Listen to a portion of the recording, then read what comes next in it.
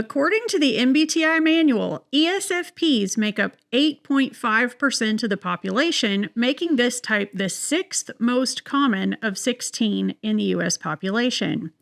ESFPs are known for appearing playful, spontaneous, realistic, and caring. They prize enthusiasm, people, action, and interaction, and they use these qualities to take care of others in a crisis and bring more fun, peace, and enjoyment to their lives and the lives of those they interact with. ESFPs have a great appreciation for finding new, creative, and tactful ways to use existing resources and processes to help others in practical ways. And now I'm like, did I say practical 14 times? Get a thesaurus. Right, no joke. Who wrote this? I did. This is most easily accomplished in harmonious environments that allow for flexibility, hands-on activities, and teamwork. Along with the zest ESFPs usually have for life, and that should be in all caps times 10. Zesty. Spicy, zesty, lemony, all that good stuff.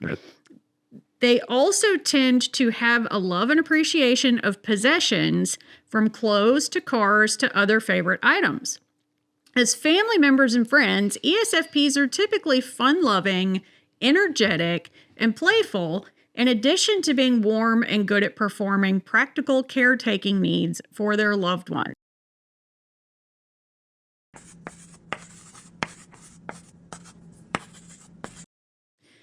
Welcome to Personality Playbook. I'm Sadie Young. And I'm Kayla Whittle. And it's ESFP Day! Yay! Yay! And I think in honor of ESFP Day, let's see, what did we do here? We have our wicked glasses. Yes, we have Glinda and Elphaba. Yes. And, Kayla's closer to Glinda's type, and I'm closer to Elphaba's type, even though neither of us are a perfect match. No, we aren't. Although, we'll probably get into that. But yeah. I think you and I see Glinda in the Wicked movie, which is fantastic. Yes. As an ESFP. For sure. I checked the internet. Most people see her as an ESFJ. That will be ponderous. Something for us to think about. We'll kick that can down the road. Yep. Revisit it. Yep. Something to think about. So since we're going over the type dynamics for each type, ESFPs have dominant extroverted sensing, which means that the person in charge, their principal, because we seem to be going with that metaphor here, their principal is extroverted sensing. Their auxiliary introverted feeling. They are a feeling type, but they use their feeling on the inside. Yep. And it's the vice principal because they are an extroverted person. Yes. Second guy works on the inside. And then tertiary, that good old crazy word that means third, thinking, and inferior introverted intuition. And once again, if that didn't mean anything to you, we've got the videos coming for type dynamics. The words that we're going to go with for ESFPs are fun, energetic, social, and practical. Yes. And it sounds funny to me when you say those first three words. That's totally what I think of as ESFPs. Yes. And then you put practical in there and you're like, what? Yeah. Well, the practical is there because if it was an ENFP, which is my type, it would be theoretical. Yeah. Yeah. Right. The practical word is like flicked out. You know what I mean? Yeah. It's like, okay, the fun, energetic, social, and dreamy. Well, and idealistic, I guess. We were talking about before we started recording, I had to remind myself this morning because I really think of performers, you think of like Madonna if you're old. Right. And, you think of people like maybe Ariana Grande or I think of Katy Perry. Usually, yes, for sure. Yeah, as an ESFP. Britney Spears, which she has another layer, let's be honest. She does have another layer. But I think at her core, probably ESFP. Right. And that's what I think of when I first think about ESFPs. Yes. But it was a very centralized earthquake. Yeah, it was my leg on the bottom of the table. Sorry. All good. Yeah, that's what I think of when I think of ESFPs. But I had to remind myself this morning that I have a friend who's a lawyer. Yeah. Who's also a male, because I think I usually think of females when I think of ESFPs. Right.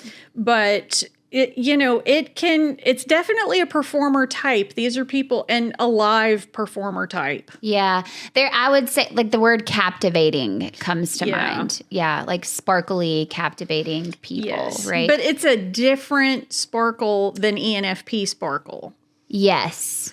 I agree. I think there's more glitter left over after the ESFP sparkle. Do you think? Like actual glitter? Yeah, I think so. I think an ESFP is more likely to have the like, wow, bam, like, whoa, cool factor. Like that was awesome, right? Whereas an ENFP maybe could still be a performer, but would be more like touching.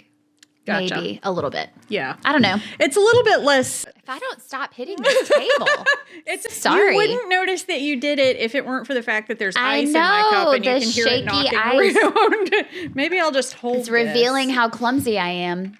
Well, let's not reveal how clumsy I am. I'll have Band-Aids all over myself. So, I had to remind myself, you can be a lawyer.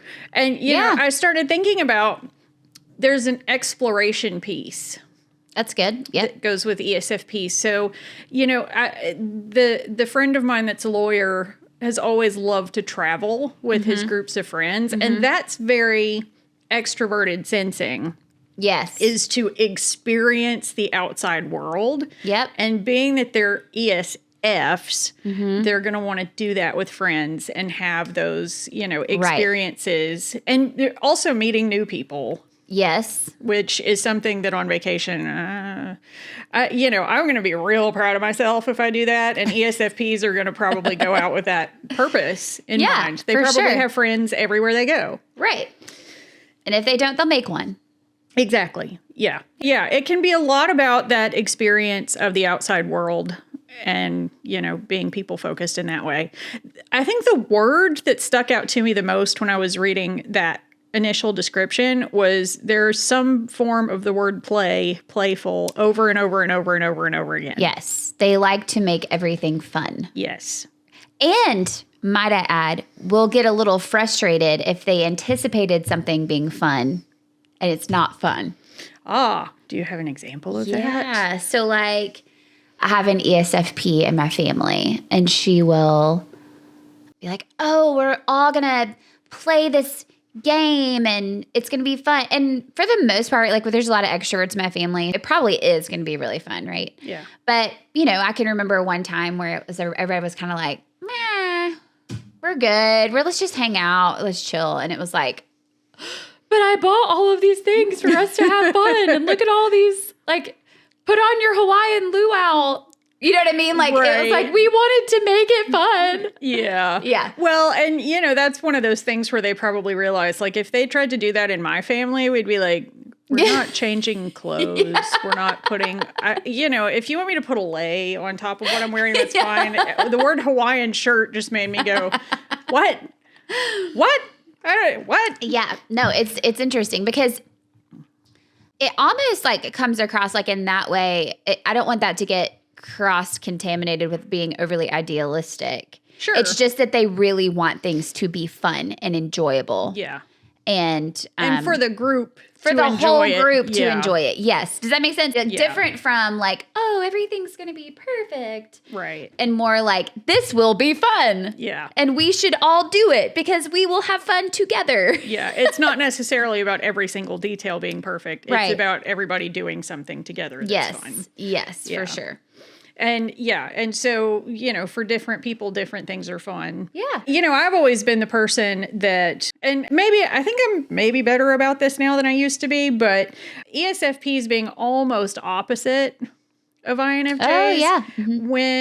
when I hear things like, let's all do this together and like make ourselves stand out together. I want to hide under the table.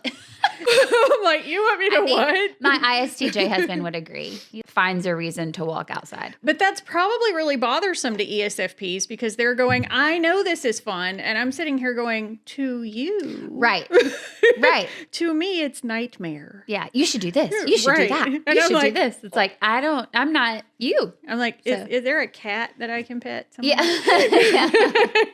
That's the INFJ way. Exactly. So yeah. it's probably not hard when we talk about them wanting everything to be fun to say that maybe traditional schooling with the books and the sitting and the listening and the not talking during class and the lack of interaction is maybe not their most favorite thing. Right. But like boredom is the arch nemesis of an ESFP.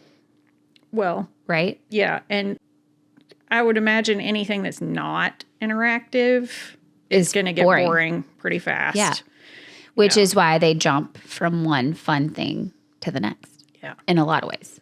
Well, and I'm trying not to be stereotypical here. It gets tough when you're looking at the opposite of your own, or almost the opposite of your own personality. Yeah, not to just be dichotomous about it. Exactly. And especially because we worked in a college. Yeah. So, ESFPs and ESTPs share this interactive piece and not really liking to just sit in a classroom and listen to things. They tend to be pretty bored if they decide to go to college. But with ESFPs, if they can make their social life a part of their college experience. Yeah. And, I think of Greek life. Right. When I think of that, of being in a sorority or a fraternity, then because those require you to keep a certain grade point average to continue to participate in them. Then you're making meaning of the boring things in the classroom. Yes. Because it's like the reason why you get to do the fun things, which for an ESFP, the fun things would be the primary reason to be at college. Right. Yeah. I would say that can be a really important piece of being successful in college should you decide to go. Yeah. If the rock star thing doesn't work out. Yeah. Yeah, because that, doesn't always work out. Yeah, especially if you can't sing. That makes it more difficult. Right. And a person who is a performer who can't, a stand-up comedian. Yeah. That could be one thing. Yeah, or, maybe Broadway. Broadway kind of makes sense to me, don't you think? Yeah, but Broadway people have to sing. Oh, yeah. Well, not if they're not in a musical. You could be. That's true, an actor. Yeah. No, I do think it's there's hard lots for of us to think that things exist that are not musicals because You mean people like to watch things without music? I don't understand when everybody's going, people don't burst into song in everyday life. I'm like, why? Yeah. I do. Yeah. Don't you at least sing to your dogs? Come on, people. Well, the spontaneity, though, of the ESFP can translate as fun-loving, but it can also be really helpful in a crisis. Very true. Right? Because they have that SF, which we've talked about before as being this kind of customer service personality. Those two inner letters, SF, we connect to being hospitable, being people-oriented, and then understanding the detail of their need. You know what I mean? Taking care of people in practical ways. Right, absolutely. That SF center with the EP on the bookends makes them great in a crisis. Yeah, because they can jump to action in practical ways. Sure. At the drop of a hat. Yeah. And that's something, like I was saying, the whole fun thing that we were talking about was not for me. The jumping to action in, practical taking, it's not going to be my strong suit. Yes. Just being able to be fully, because they are probably more in the moment in life. I agree. Yeah. And ESTPs, once again, would qualify for that too. But as far as the people focusedness of being in the moment in life, there's nobody that goes for more. No, I agree. Sense. I totally agree. Well, and if you think about like somebody who's an EMT, there is almost always like a performer clown on the crew who's like doing the job and doing the work, but also like keeping it light, making people laugh in a situation where there normally wouldn't be laughter. Do you know what I mean? Like I can like picture like an EMT that has that. You know, you have some that are like down to business. They're like ESTJs that are like driving the truck and they're like, you know what I mean? Like they're like getting things done. But you also have these, you know, ESFP types and they enjoy it. They like the excitement of it, right? Like it makes life fun because they're going to show up and work in the ambulance and they don't know what's going to happen that day. And,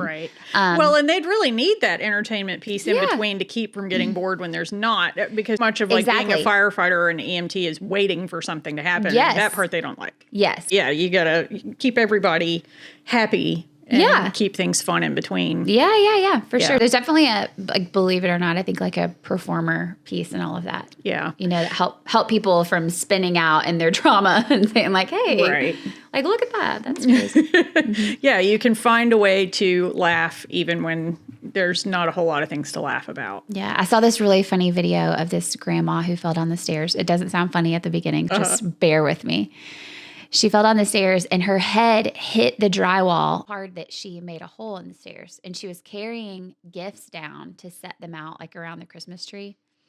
And she hit the wall and she turns around and her husband's like, oh my gosh, are you okay?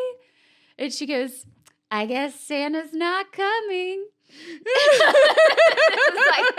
Was that a concussion or was she an ESFP? Was she just embracing the moment, making everybody laugh, being an entertainer, or was she concussed? We don't know. And as Jerry would say from the counseling center where he used to work, that passed the funny test. Yeah, exactly. She was okay, and it was hilarious. It's okay to laugh. It's okay to laugh. It was funny. Yeah. Oh, so, you know, I'm trying to think of other, because we keep talking about ER nurses and EMTs, and that's because I keep putting them in the notes and things. But, you know, I was just thinking this would be somebody that would probably make a really good chef.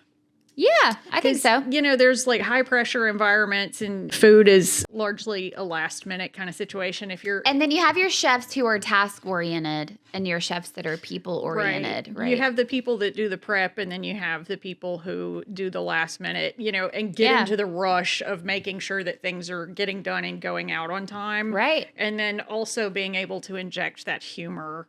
Yes. Or it's anger, like Hell's Kitchen. Sure. You know, because, listen, I would argue he's an F. Oh, okay. Yeah, I can probably see that. Yeah, because anger is an emotion. Yeah. I don't know. Maybe I'm wrong. I'd have to dig into that a little bit more because I haven't watched it a ton. Well, and there's also, you know, I hope he's playing a character. Yeah. On that show. Yeah, for sure. That's what I mean. The character he's playing on that show. Yeah. But yeah, you know, something I think interesting to point out is we've talked about, you know, the unicorns and rainbows. Yay! She said it. Woohoo! Of the SFs. But, you know, I mean, it can also, like, that anger can be real and that can be the driving force if you're in a squeeze, in a pinch for an ESFP. So. And you know what? I think... And I don't know why chefs made me think of that, but it did. Are you trying to eat a unicorn? Because that's mean. You shouldn't do that. But you live forever off their blood. Oh, yeah, but you lose your soul. Come on. Yeah. Well, there's that. Didn't they say that in Harry Potter? Mm-hmm. It makes me think about, there's a vampire in Buffy the Vampire Slayer that I think is Harmony. I don't know if you've watched it enough. I don't know. No, I definitely haven't. And I think because she was the cool girl in high school, and she was like, she was also kind of, you know, snarky to other people, shall we say? We'll just go with that term. Okay. But yes, but she ended up becoming, spoiler alert from 20 years ago, she became a vampire at graduation. Ah, there you go. And so she ended up robbing a magic shop. Okay. And they noticed that, you know, and they always kill the owner. I don't know why anybody kept buying the magic shop in this show, because they always got killed by a vampire who broke into their store to steal spell books and stuff. And so when the owner was found dead, they realized the only thing missing from the store was a unicorn. And it was because she loved them much. You were like, where could she possibly be going with this story? But it just made me think, ESFPs probably love, I'm sure not all of you, but on the whole, probably love unicorns more than pretty much any other type. I would say, yeah, I could go with that. I could go with that. Maybe not the dudes. No. Probably not the dudes. We really have done a poor job of representing the dude ESFPs today. No, I'm just kidding. No, we talked about EMTs, right? Yeah. Well, and we talked about firefighters, ER nurses, like all of those can be males. And also the lawyer friend that I was talking about is a male. Yes. And I think that travel piece is big there. I agree. Because like I said, really anything that involves experiencing the world. While I would say that ESTPs, they're definitely the daredevil type. Yeah. For sure. Mm-hmm. As far as like bungee jumping and skydiving and, they like to do all of those things because they're adrenaline junkies for the most part. Yeah. ESFPs can get down with quite a bit of that. Yeah, for sure. Especially if they're doing it with a group of people. With a group of friends. Yeah. Yeah. Mm-hmm. Like they want to do like the team races, like. Yeah. Yeah, things like that. We're watching the eco race right now. Oh, okay. Chad and I are. It's interesting. I kept looking up kilometers to miles because they only give kilometers, Oh, no. And I was like, oh, okay. Well, they just got finished with a 30-mile whitewater rafting thing. Whoa. And then they got off the raft and it was like, okay, now a 45-kilometer hike. And I was like, how far is that? 27 miles-ish, something like that. Whoa. And they're all wet. I don't know. Anyway, but I bet there's a lot of ESFPs. Probably. Because they're on this team and they're like talking about how they have to like function like all together and they're laughing about their 45-kilometer hike. And I'm like, this is not funny. Right. But they're like, it's not fun. And we love to watch them, even if we're going, I don't want to do that. And they're like, we're living and breathing like we're one person. We're all together. Wow. Like, wow. That's amazing. Yeah. Yeah. She said as though it was the most foreign concept that has ever existed. Yeah, definitely not me. We'll watch that. Yeah. It's a big nope on a rope for this ENFP. Pretty much. Yeah, me too. And we talk about ESFPs for sure. I put this at the bottom because I was sure we would talk about it much, but being the stereotypical party type. Yeah. And I kind of touched on that with the Greek life piece. Yeah. Let's do it. Yeah. Like that person. Let's get it started. Woo! And you can imagine that, there's some danger involved with that because a lot of ESFPs will probably try anything once. Yeah, I would say so. Definitely that type. And, here I'm like putting my INFJ color on it and they'd be like, no, really, we'll try anything once. And I'm going, don't. Please, I don't want you to die. You will regret that. I will counsel you later for that. Right. You'll definitely find that there are a lot of people who are ESFPs and once again, ESTPs. They're close types who, maybe will start college and will party too hard in their freshman year and maybe drop out. Yeah. And that's okay. We want you to stay safe, but this is probably a type where technical school might be a really good option. It is for a lot of people. Yeah, for a lot of people. If you want to go to technical school, please go to technical school. You don't have to go to four-year college. I know that we both did, but we had a specific reason for that. Yeah, their specific reason is that we are nerds. Yes. We are nerds and we wanted to do a specific thing that required that we go to that kind of school. And now I'm still in school. Yes. Because I like school. No, that's because she's a nerd. I am. And that's okay. We celebrate nerds here. Yay! But, I would say for a lot of ESFPs, there's definitely, like when you live in the moment, you also want your schooling to help you in the moment. Right. And you're going to be everybody's annoyed when they have to take classes that don't apply to what they want to do. Right. But ESFPs are going to be like, I'm not doing it. Yeah. Yeah. Being able to go to nursing school in a technical school instead of having to go take English and, philosophy that you can become a nurse. Yet getting rid of some of those extra classes and things and just getting down to what you're trying to do.